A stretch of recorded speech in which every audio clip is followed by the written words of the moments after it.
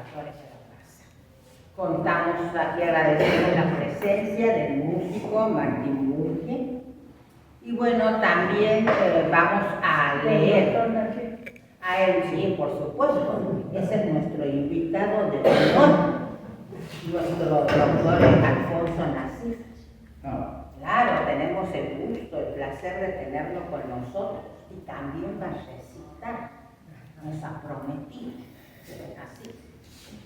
Bueno, continuamos, vamos a analizar, leer y analizar un texto del eximio y reconocido poeta y escritor, doctor Alfonso Nasif.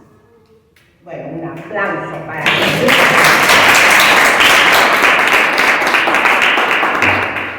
Biografía del doctor Alfonso Nasif.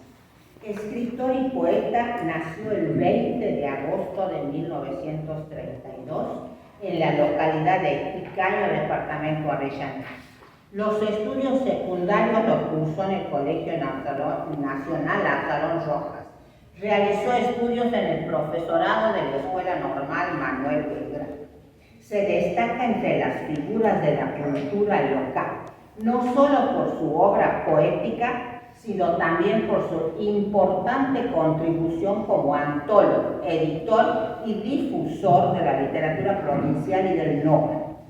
Con sus poemas en la sociedad santiagueña, se integra a la Asociación Literaria María Adela Agudo de la ciudad de La Paz, creada formalmente el 9 de julio de 1963 por Ricardo Dino Taral y Carlos Artaya, con el objeto de recopilar del material inédito de la escritoria nuclear a la nueva generación de poetas.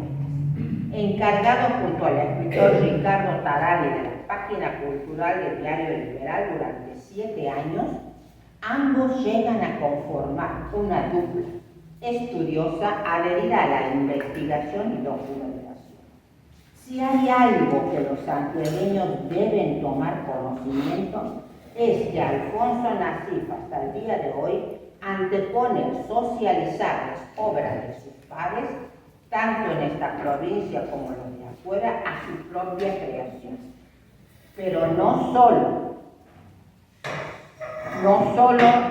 escribe y compila antologías, sino también se lo visualiza como gestor cultural y decidido integrante de la Sociedad Argentina de Escritores.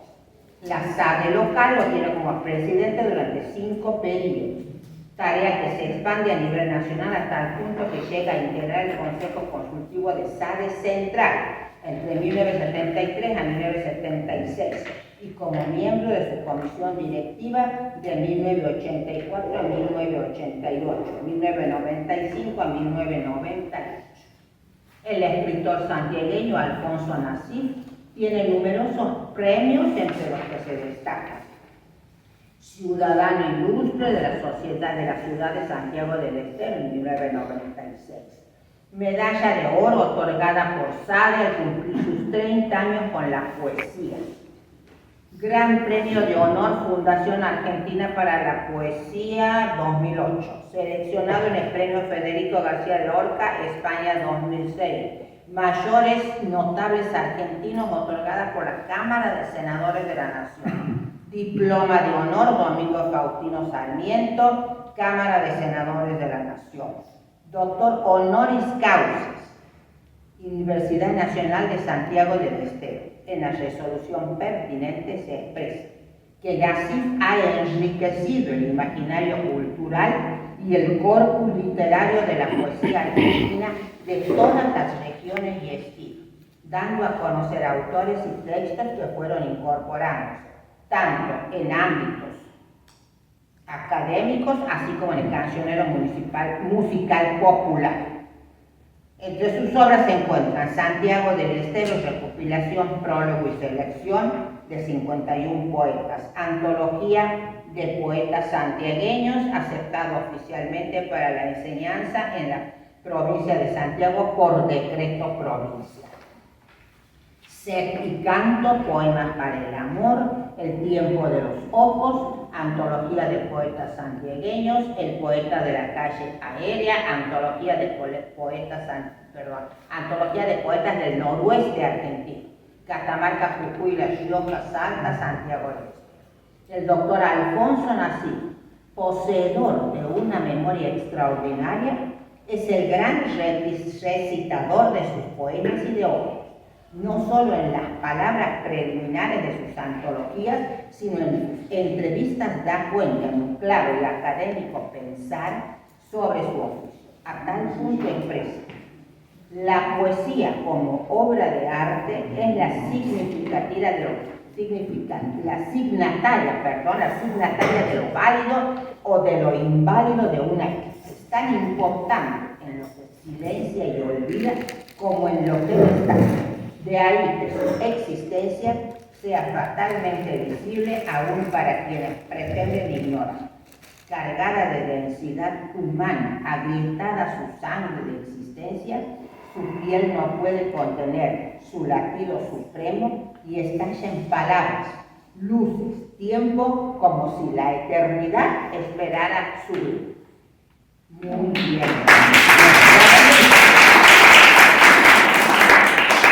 Bueno, el tema de hoy es el manifiesto de la brasa. Entonces vamos a ver, Nené se va a encargar de informarnos qué es un manifiesto, sobre todo un manifiesto literario.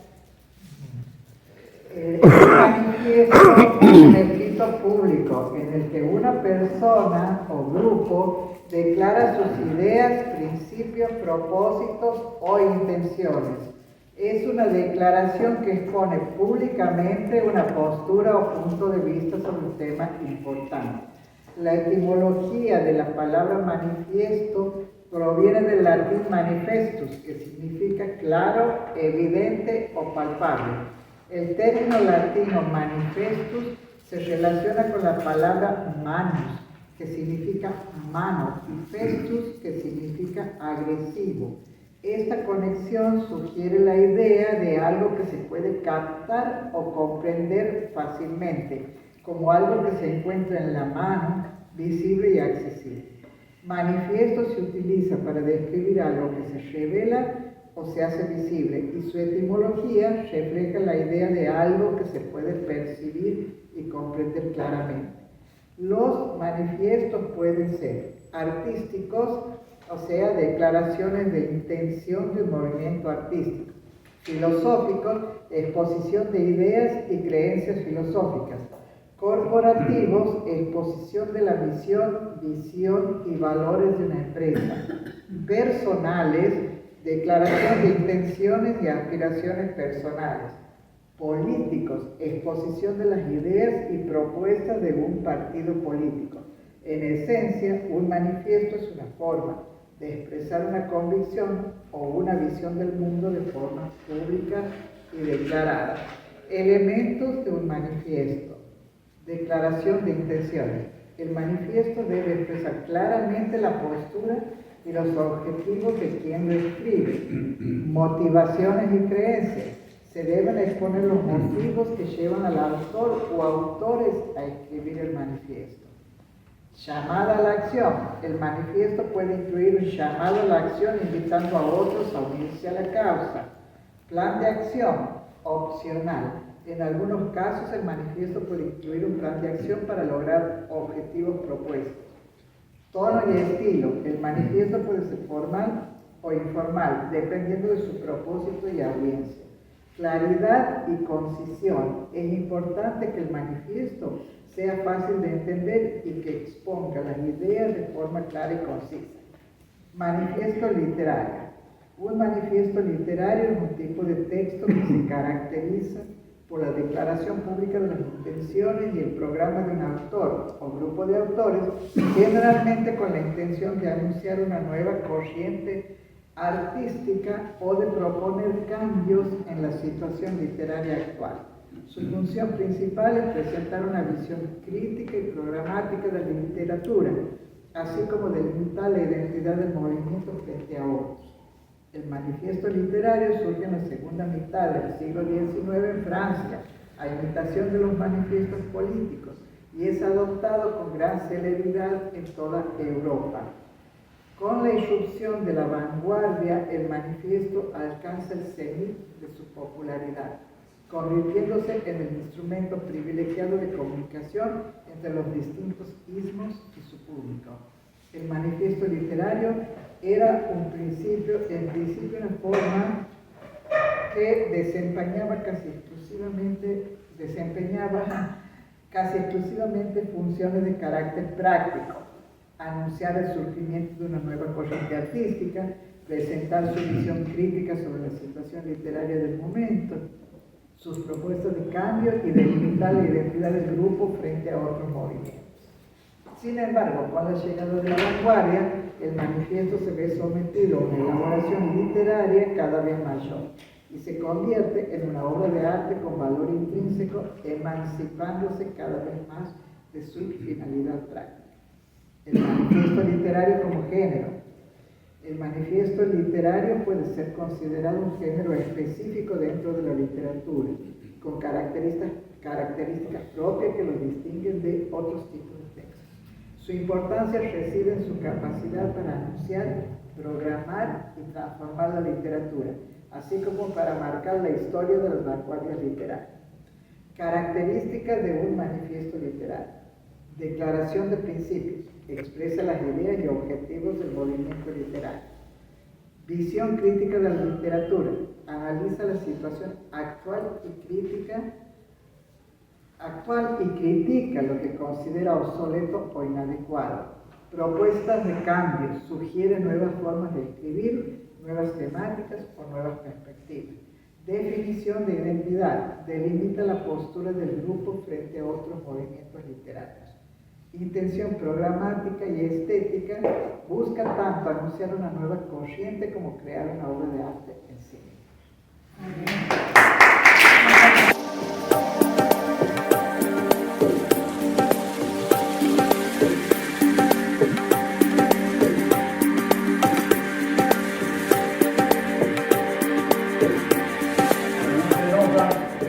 Me voy a cubrir antes que me critiquen. Bueno, por si acaso. Primero, quiero aclarar,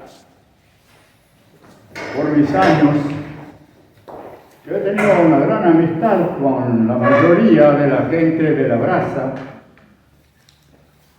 En el año 68 habíamos publicado con Tarali y Artalle un libro que se llamaba Muestra Poética. Eso nos ha permitido a los tres pertenecer a la Sociedad Argentina de Escritores. La Sociedad Argentina de Escritores, historia, el primero que ha creado ha sido Canal Feijó, en el año 43. Con respecto a los años, quiero explicar algo porque de esa manera no nos vamos a marear en el tiempo.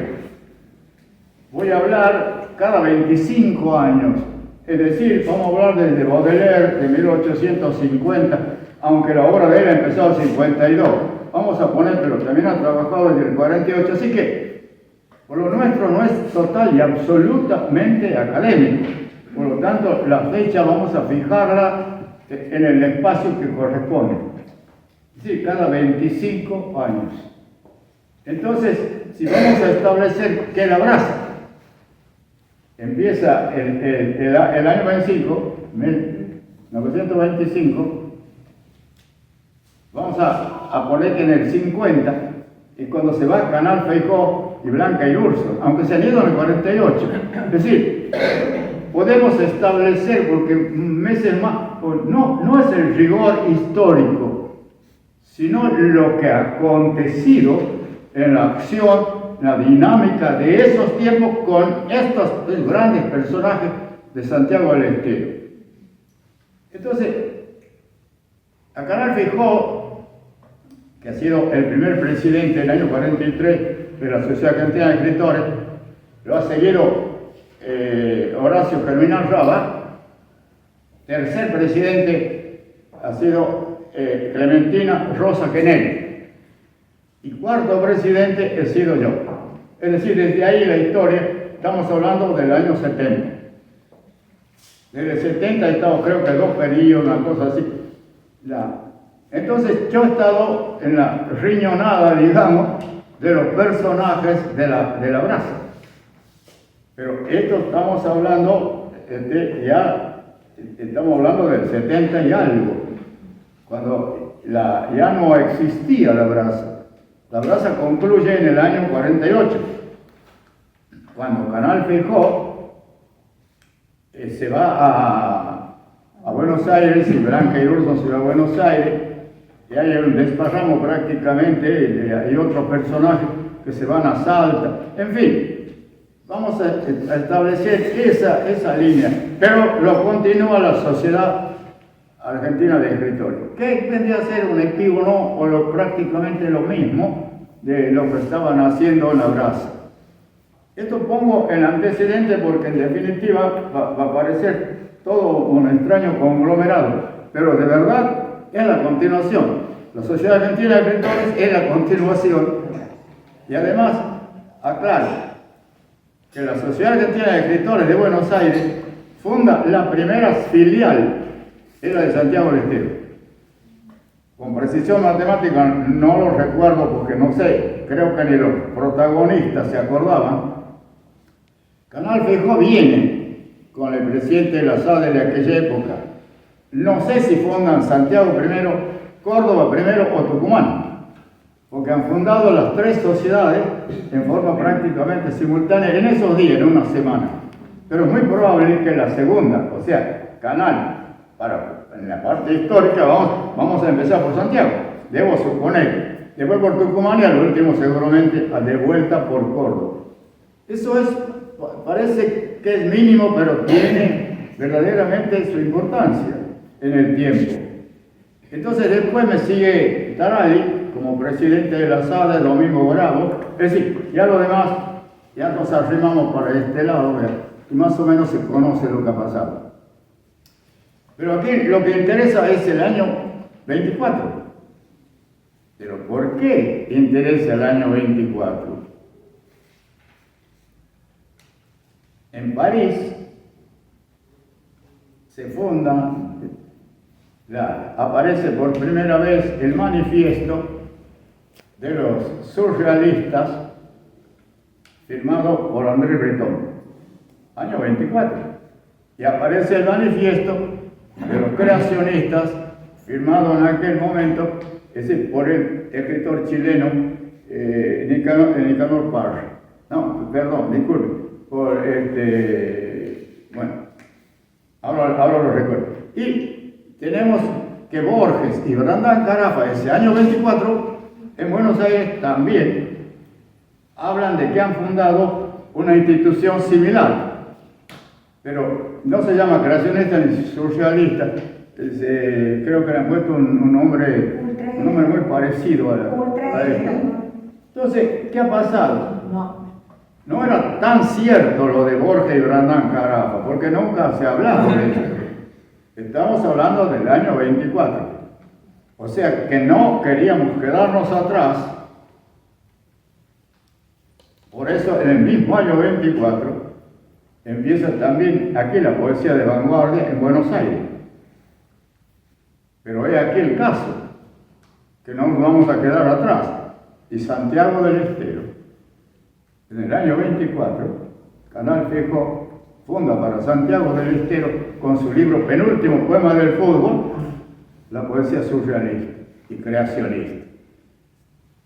¿Qué estoy diciendo? Que Santiago del Estero no estaba atrasada en una realidad mundial. ¿Pero qué es Santiago del Estero? Pero París es París. París como centro hegemónico del mundo de esa época, se toman los 100 años divertidos estos para hacer el centro, porque tenían poder para hacerlo, y todo parecía como que surge de Europa. Se borra lo de Buenos Aires, aparecen 2 o 3 conatos literarios, como Poesía Buenos Aires, o la Sociedad Argentina de Escritores en sus comienzos. Pero no. todo lo acapara total y definitivamente Francia. Nosotros ni siquiera aparecemos, pero resulta que en vano desde hace mucho tiempo, por lo menos algunos 20 años, venimos hablando sobre este tema, para que Santiago Letero también tome como una realidad el aspecto cultural más importante que ha tenido este siglo, el siglo pasado, y prácticamente entroncado con este siglo por los 100 años que tenemos en el año 24. Me parece muy importante que todo esto se inicie de manera fehaciente con toda la documentación del caso. Yo trato de ponerla en los libros, pero aquí lo que interesa es que los gobiernos tomen carta en el asunto y tomen esto como una bandera. ¿Por qué? Y Santiago del Estero es el primero en la República Argentina y mantiene su postura a través de los nuevos poetas, que viene a ser Raba, Clementina Rosa Quenel, Blanca Irurza y todos los que han pertenecido en ese momento a este gran movimiento dentro del manifiesto que han escrito en esa época, en el año 24. Es decir, una cosa es el año 24 donde aparece el libro. En el año 25 es cuando se crea la brasa. Pero todo es lo mismo prácticamente, así que volvemos de nuevo, un año más, un año menos de todo esto, en el conglomerado estaban todos juntos. O sea, vamos a tomar siempre el año 24 como el principio, el inicio. Pero culturalmente Santiago ya tenía cierta preponderancia en el país, tanto en el folclore como en la poesía.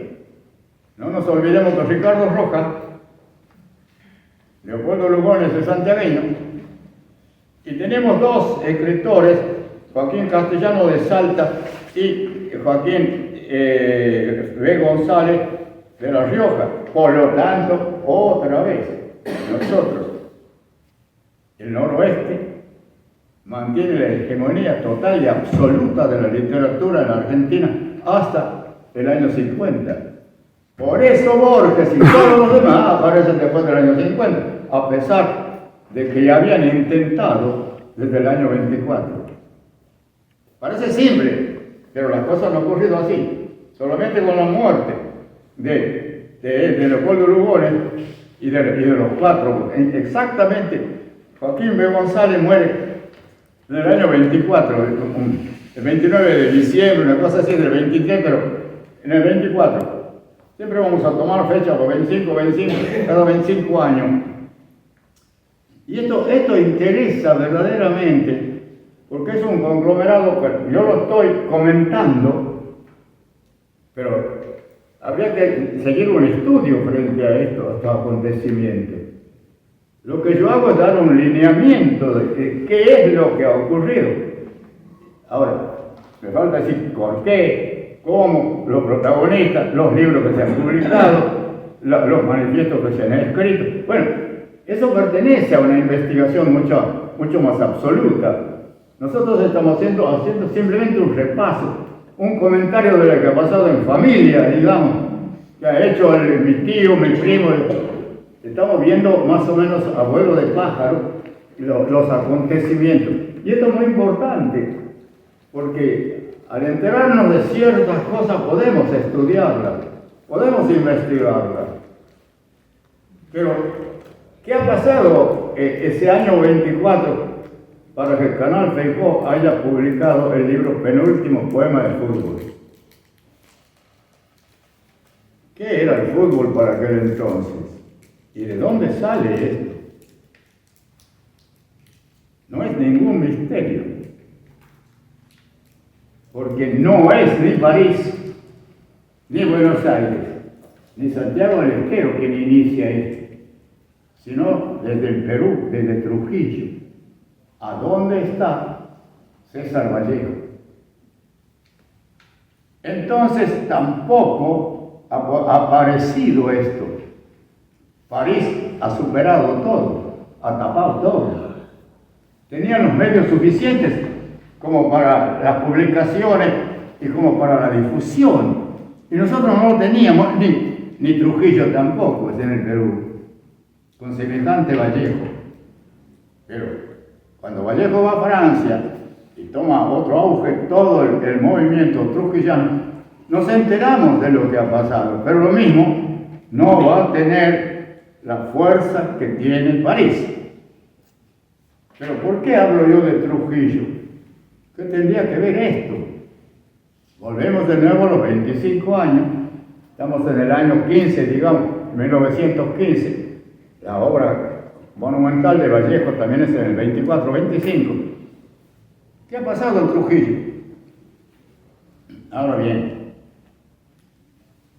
en el año 10 empieza el gran movimiento trujillano. ¿Están anotando? ¿Son alumnos? ¿Ah? Anoten, movimiento trujillano.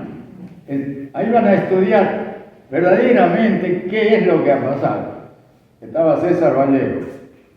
Entonces, ahí, y no solo César Vallejo, sino que salió grandes políticos como Aya de la Torre, que después fue un candidato a presidente. Bueno, es largo el asunto, pero vamos a esto, que es muy importante porque de pronto, en este siglo, está todo tan concatenado que uno puede decir, ¿cómo es esto? ¿Por qué no lo sabíamos?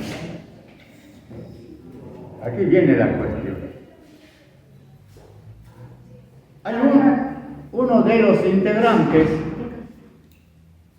se llama... Paja de riego con el poema del... No, yo no escucho muy bien, así que, a ver, la pregunta, ¿me pueden bajar? Paja de riego con el poema del futbolista Gradín. Exacto, eso quiero hablar. Entonces, de ese movimiento trujillano, a donde están muchos de los grandes escritores de aquel momento, y hay grandes políticos, uno que ha sido candidato a presidente, Aya de la Torre, pero de ahí salen un poeta que vivió en el Uruguay en definitiva, y que ha muerto muy joven, a los 31 años, Juan Parra del Riego. Ahora, ¿qué tiene que ver Juan Parra del Riego en esto? Era amigo de Canal Feijó.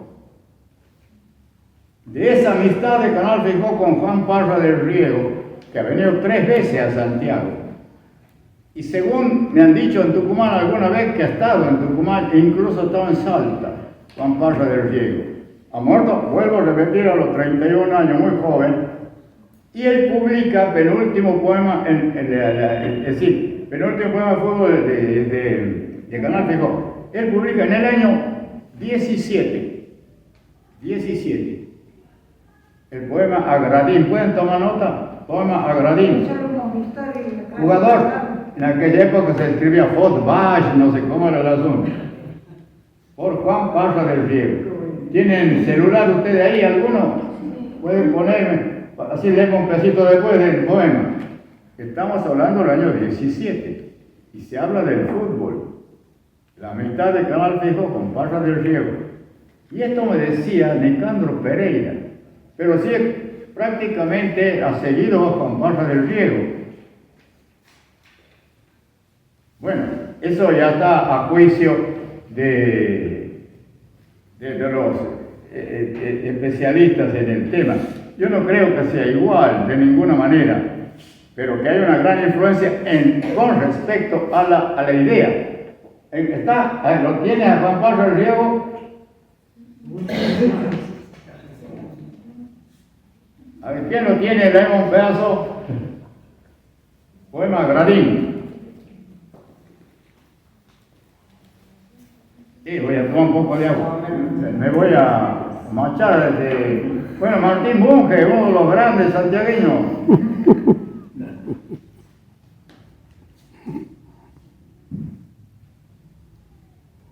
Yo quiero hacer una pregunta.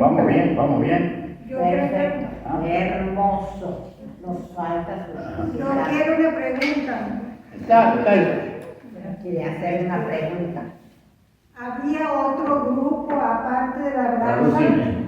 Traducime. Si había otro grupo aparte de la brasa. Sí, bueno. Ya lo voy a decir. Bueno, aquí en Santiago, claro. Han encontrado Juan Parra del Riego, poema Gradín. Muy importante que lo estudien, ¿eh? Si ustedes no han encontrado, a ver qué Alado, aéreo, a ver. Realmente lo voy a leer. A ver. El poema se llama Polirritmo. ¿Por qué polirritmo? La audacia por primera vez, polirritmo.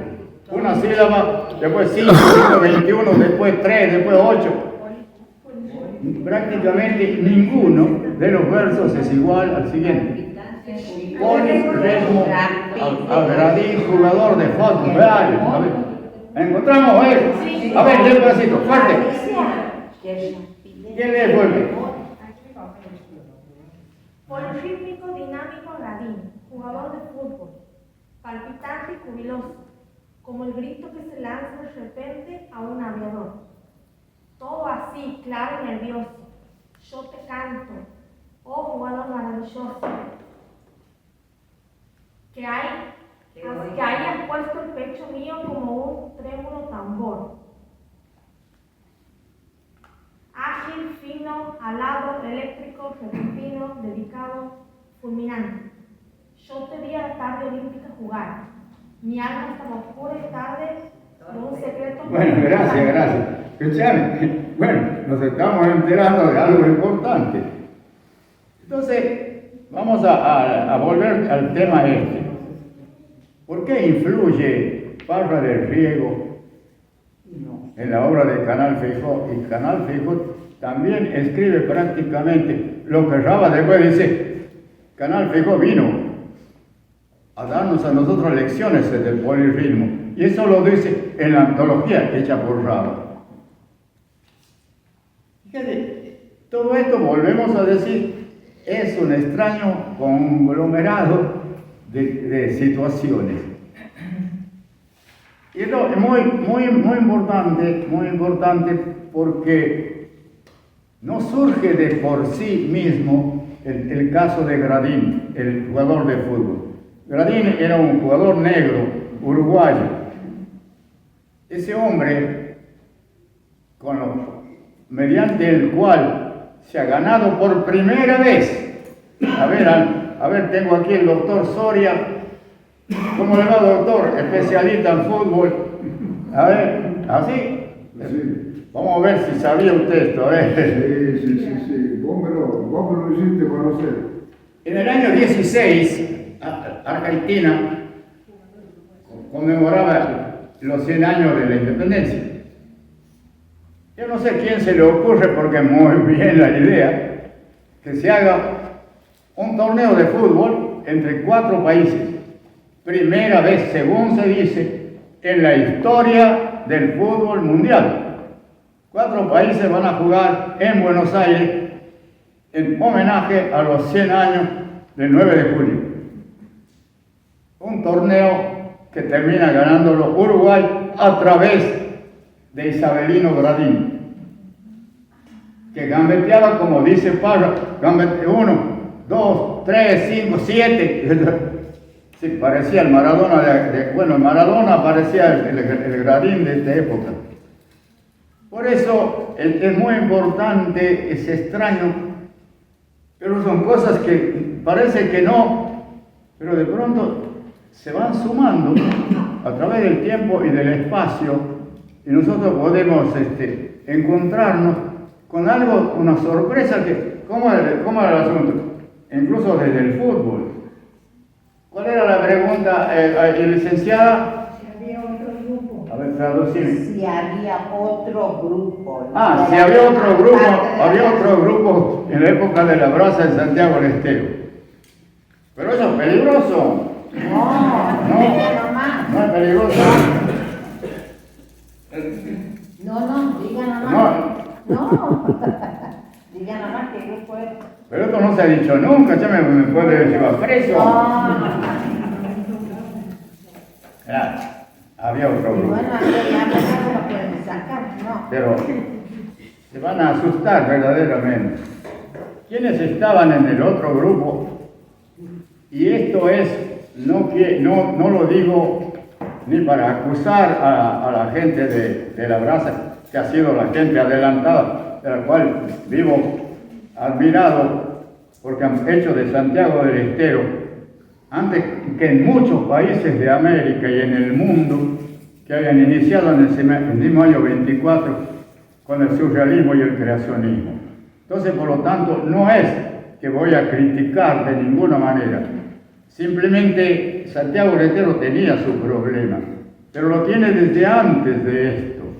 Pero en el año 21, es decir, estamos en el año 24, con penúltimo poema de fútbol. ¿Qué ha pasado en el año 21? En el año 21,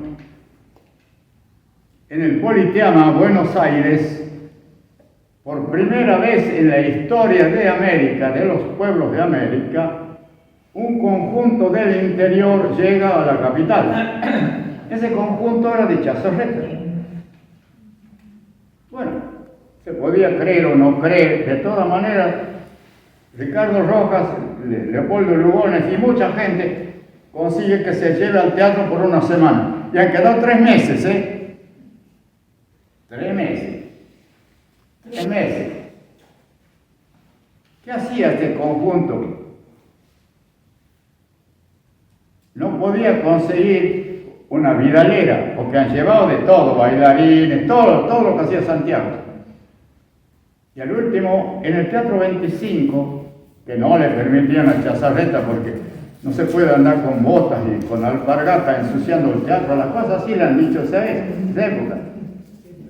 Va una mujer hermosa, se llamaba, tenía un nombre de hombre, a ver si me acuerdo. Bueno. ¿Patrocinio? Nadie se acuerda cómo ¿Patrocinio Díaz, no era? No. Patrocinio Díaz. Ahora, seguramente no le han puesto la O, no le han puesto el ganchito abajo para hacer patrocinia. De todas maneras, Patrocinio Díaz. Vidalera. ¿Y qué canta Patrocinio Díaz? Yo no sé cantar. Estos versos, soy de la tierra de los calores,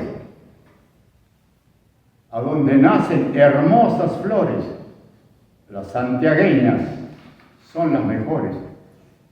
Albor de luna, no dice al alba del sol, albor de luna, miel de pesares,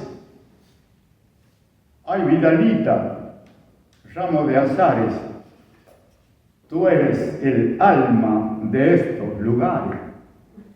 ¿Cómo será la locura que hasta el conde Kaiserling, uno de los más grandes investigadores del mundo, ha dicho que jamás ha escrito un poema con semejante lucidez y tanta belleza?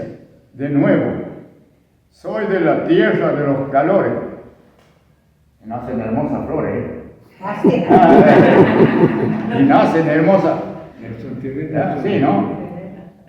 Soy de la tierra de los calores, en donde nacen hermosas flores. Las santiagueñas son las mejores. Albor de luna, miel de pesares. Ay, Vidalita, ramo de azares, tú eres el alma de estos lugares. Una belleza, verdaderamente. Es como si lo dice Marcos Costa Figueroa, que ha escrito eso, ha nacido un quebracho. Ricardo Rojas habla sobre el tema, Leopoldo Lugones habla sobre este tema. Yo creo que Andrés Chazarreta publica todas esas cosas después. Domingo Orgañarás, poeta, hermano del pintor Absalón Orgañarás. Estaban prácticamente del otro lado, no digo en contra, sino que seguían la poesía tradicional frente a lo que se hacía la poesía vanguardia. Estaban prácticamente enfrentados, y enfrentados en serio. ¿A dónde se reunían los de Marcos J. Figueroa? En el Petit Palais, en el cine, estaba ahí en ese lugar, estaba creo que era también el Ollanta, creo Ollanta y Blue o algo así. Era una confitería muy grande. ¿Y dónde se reunían los de la brasa? En la calle de La Plata, al 700, por ahí, en la casa de un tal Salazar, que era un hombre que era amigo de todos ellos. Y de esa lucha tremenda, de esa lucha, ha surgido todos los graves problemas que han tenido en aquel momento. Por eso también la incidencia que va a tener después el problema de Marco J. Figueroa con el diario y con los que estaban de este otro lado. Ahora, ¿por qué podemos ver dos poemas? Uno de Canal Feijó y uno de Marco J. Figueroa. Son breves, el de Marco J. Figueroa un soneto y el otro es el de Canal Feijó.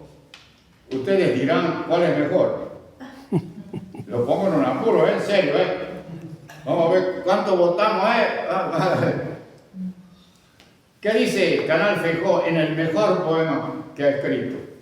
Se llama Silveria. ¿Por qué es de vanguardia? Porque esta vez el nombre de la muerta está buscando. Silveria, tu nombre te busca y no te encuentra. Es decir, el nombre está buscando a la muerta. Ese es el leitmotiv por lo cual todo lo que establece el poema es como que no tuviese asidero, es como si estuviese todo en el aire, en una extraña búsqueda de un nombre a un ser. Vamos a ver el poema.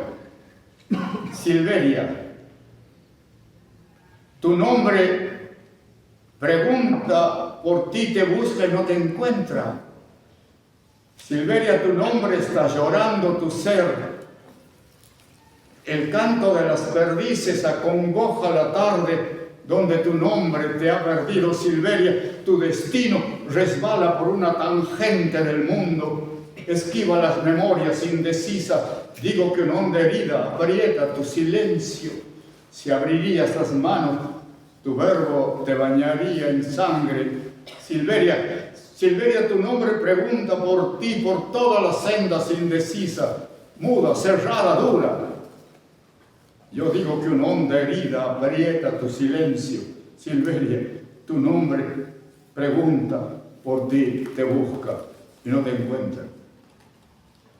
A esto, Canal Feijó. Veamos qué desgracia es. Es un gran poema, ¿Sí o no? Sí. Vamos a ver qué opinan. ¿Qué opinan de esto? Un poema simple, Marco J. Figueroa, se llama El Salitral. A ver, por allá anda la licenciada. Aquí está. Nieves, Teresita. ¿Cómo anda Nieves?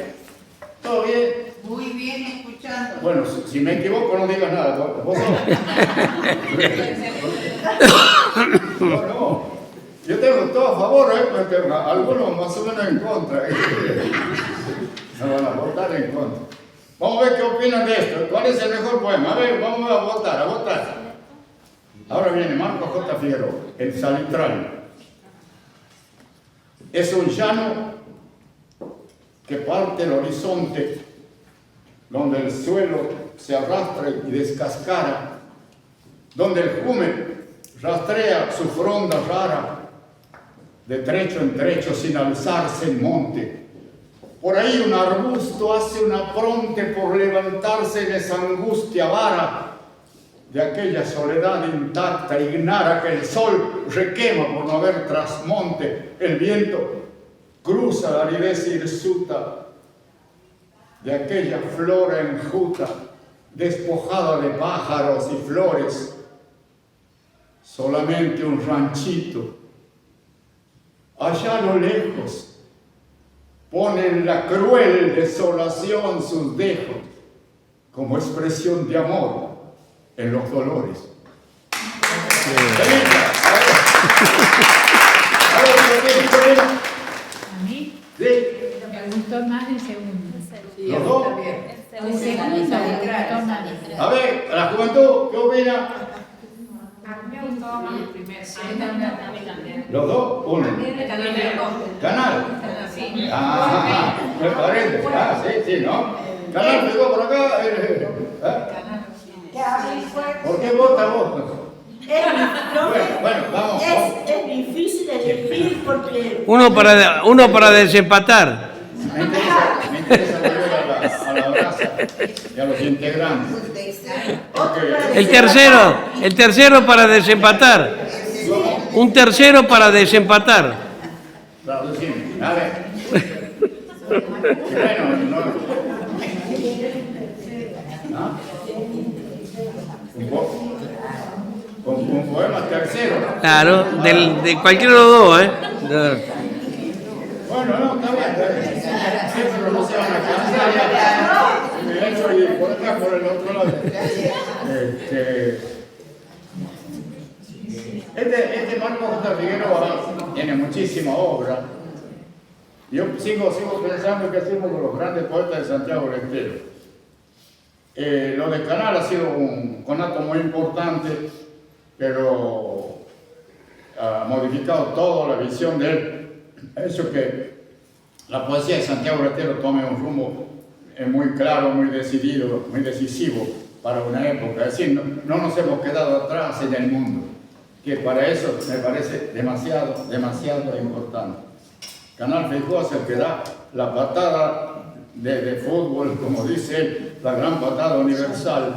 Y esa es la idea central, la gran patada universal. Eso en el libro penúltimo, poema de fútbol. Hay un poema que se llama La patada universal. Sí, tiene ese sentido, ¿no? Bueno, otro poema aquí sí, perfecto. Quería hacerle una pregunta, profesor. ¿Es posible elegir entre dos estilos tan distintos? Usted habla, el primero, el de Bernardo Canal Feijóo, el nombre que busca a la muerta, que es un poema, según usted decía, vanguardista. Y el del segundo autor es un poema que tiene Marco Figueroa, que tiene más que ver con la tradición, con la ocupación. Alicia, traducime.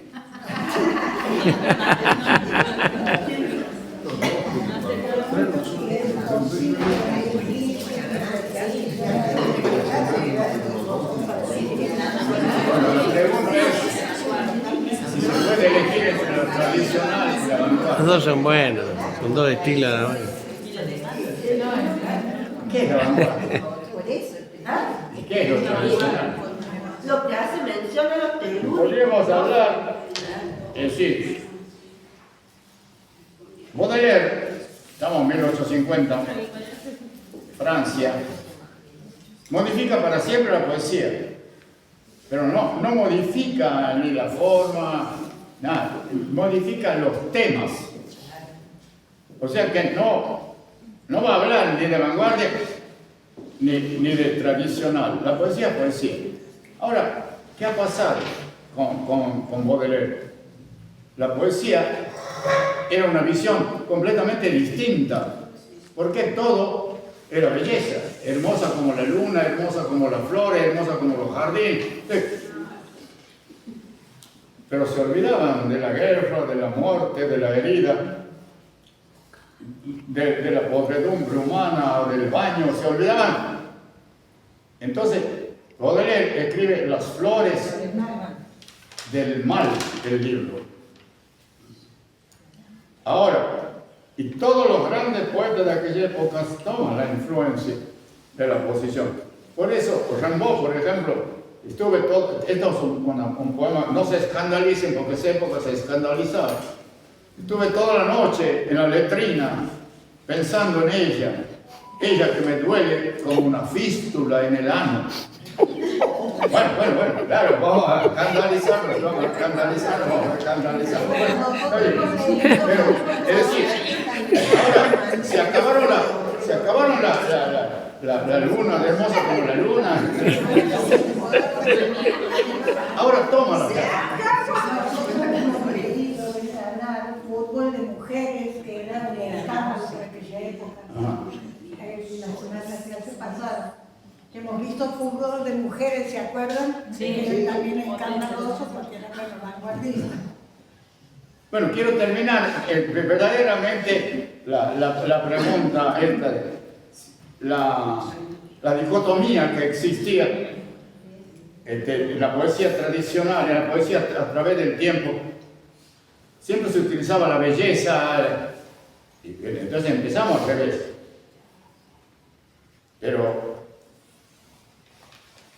Y Dante Alighieri en el infierno, en el año 1300, habla de los gusanos en el alma, de la vida. Es decir, la poesía siempre ha tenido sus grandes poetas. En el infierno tenemos toda la lacra humana.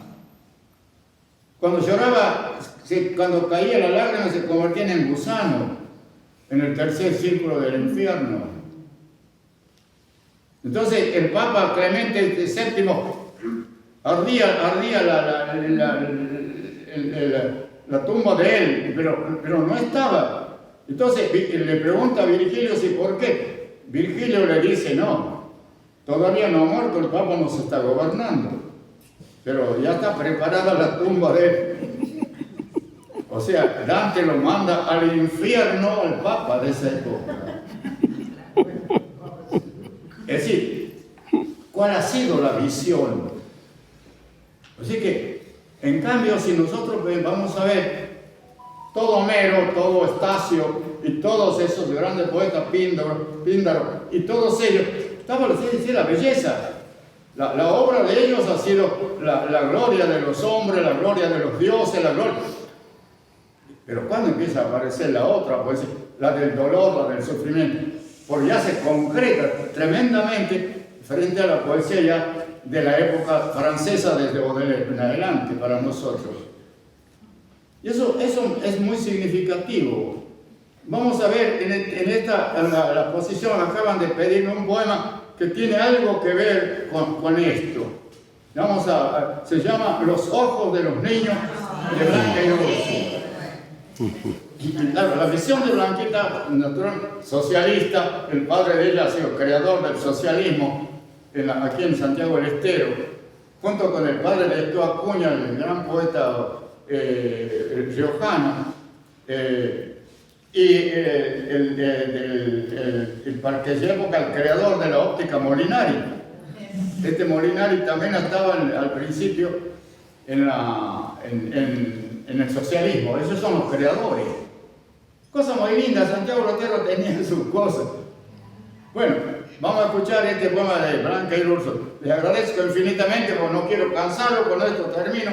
Muchísimas gracias. Pongan el vino que... Blanca Irurso, también de lo nuestro, de la brasa. Los ojos de los niños.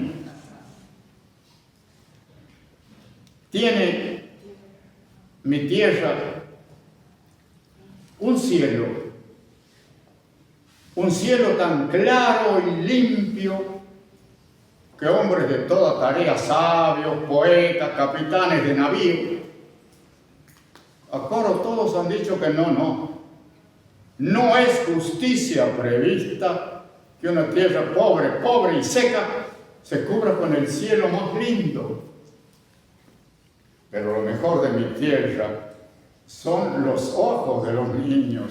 Y mi tierra tiene un río, todo un río antojadizo que si quiere llega al cielo, breves ansias de arbolito y un salitral.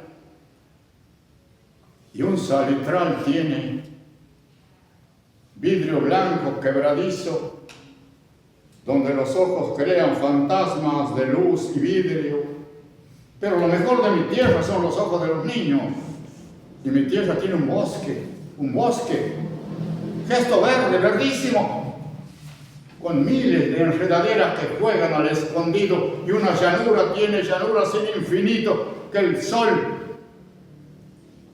se cansa de andar por ella en el día indio. Pero lo mejor de mi tierra son los ojos de los niños, y mi tierra es muy anciana. En su cara de mujer las arrugas han escrito 500 jeroglíficos y tiene digna de elogio las trenzas de las mujeres y todos los cantos dichos, la vidala que nos duele, esa queja que es quejido, viruta de emoción dulce que se envuelve en los sentidos, pero lo mejor de mi tierra son los ojos de los niños, color cielo, color tierra, color corazón de indio, color silencio sobrado, color angustia de siglos, color que le duele al alma, color que nunca se ha visto, color de niño sufrido, color de Cristo. Por eso, lo mejor de mi tierra son los ojos de los niños. Gracias.